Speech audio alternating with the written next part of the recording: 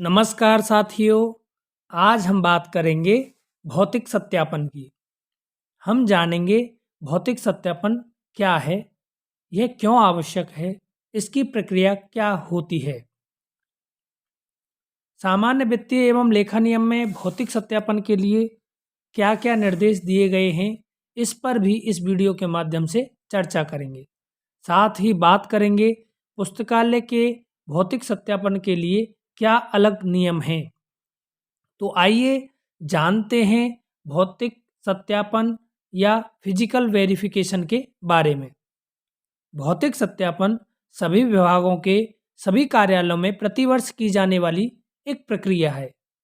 इस प्रक्रिया में हम स्टॉक रजिस्टर में अंकित सामग्री की जांच करते हैं कि सामग्री भौतिक अवस्था में उपलब्ध है या नहीं।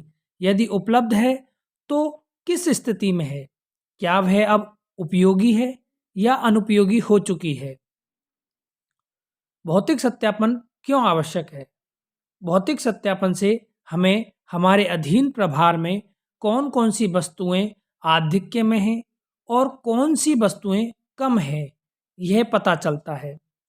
वस्तुओं की अवस्था की जानकारी होती है कि अब वे उपयोगी हैं या अनुपयोगी। भौतिक सत्यापन, निस्तारण, अपलेखन, ये आपस में जुड़ी हुई प्रक्रियाएं हैं। तो भौतिक सत्यापन के बाद ही खारिज एवं अपलेखन की प्रक्रिया संभव है, इसलिए भी भौतिक सत्यापन आवश्यक है। सामान्य वित्तीय एवं लेखा नियम में भौतिक सत्यापन की प्रक्रिया एवं निर्देश क्या दिए गए हैं, इस पर हम चर्चा करते हैं। भौतिक सत्यापन हेतु समिति का गठन किया जाना चाहिए। सभी विभागों द्वारा यह कार्य प्रतिवर्ष 31 मई तक पूर्ण किया जाना चाहिए। पुस्तकालय के केस में यदि 20,000 तक किसी पुस्तकालय में पुस्तकें हैं तो प्रतिवर्ष भौतिक सत्यापन किया जाना चाहिए, अन्यथा 3 वर्ष में एक बार या प्रति वर्ष 1/3 भौतिक सत्यापन किया जाना चाहिए। भौतिक सत्यापन प्रभारी की उपस्थिति में या प्रभारी द्वारा नियुक्त प्रतिनिधि की उपस्थिति में होना चाहिए। भौतिक सत्यापन बिना किसी पक्षपात या भेदभाव के पूर्ण सत्यता से किया जाना चाहिए। आधिक्य एवं कमी वाली वस्तुओं की अलग अलग सूची बनाकर स्टॉक रजिस्टर में इंदराज किया जाना चाहिए। अलग अलग वस्तुओं का भौतिक सत्यापन अलग अलग विधि से किया जाना चाहिए। जैसे यदि कोई लिक्विड है तो उसको लीटर से मापकर, या कोई गिनने योग्य वस्तु है तो उसे गिनकर, तोलने योग्य वस्तु है तो उसे तोलकर भौतिक सत्यापन किया जाना चाहिए।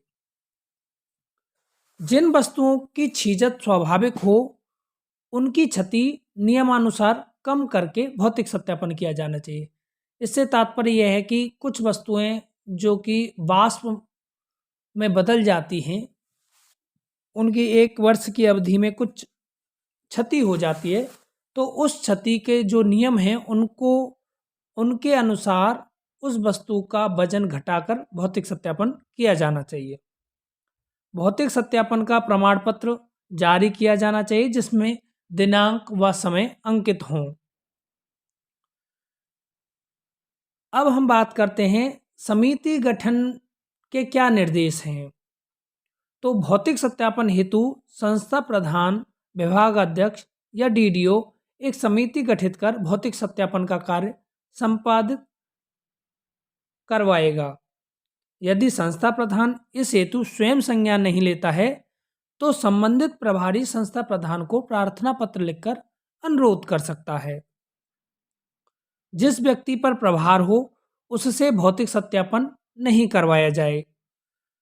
भौतिक सत्यापन का कार्य किसी जिम्मेदार व्यक्ति या अधिकारी को सौंपा जाए।